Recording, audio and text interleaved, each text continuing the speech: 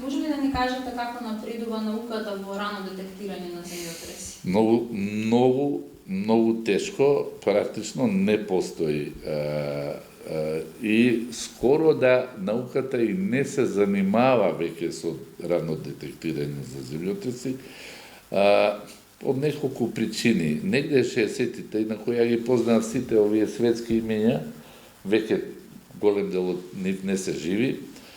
Негде 60-тите години, така 60, баш од прилика околу Скопскиот земјотрес, постоеше голем ентузијазам,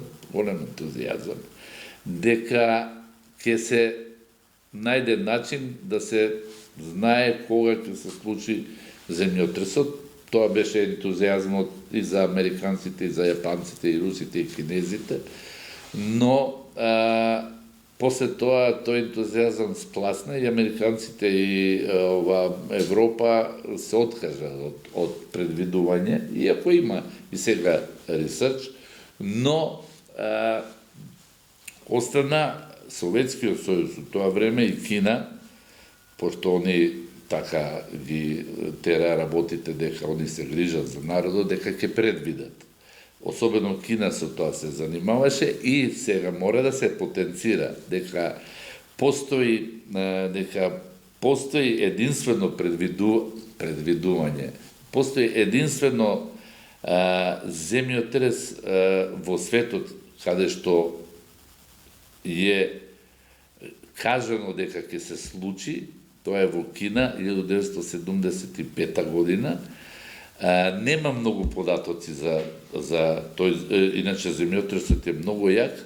Зашто градоначалникот евакуирал 2 милионски град еден ден пред да се случи земјотресот со магнитуда 7,5 ги евакуирал и практично спасил милиони, да нема можеби стотици илјади жртви, но од многу мали информации се кажува дека претходно имало голем број на силни форшокови. Форшокови се оние кои што се покажало дека тие биле форшокови, каде што направиле оштетувања на објектите, и он решил да ги евакуира и следниот ден се јави тој со огромна магнитуда, каде што, да речеме, пола град е срушен.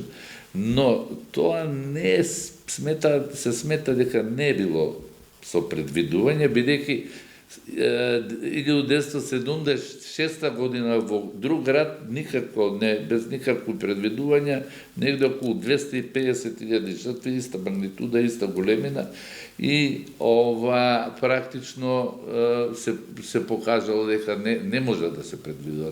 Интересно е и друго нешто, во Калифорнија, таму има еден голем расет, се вика Северна Сент Андреус Фолд, расет Свети Андрија, кој е долг 1200 километра, и на еден дел од раседот, близу Паркфилд се вика тој дел, регуларно се случува на 30 години земјотреси се случуваат скоро регуларно.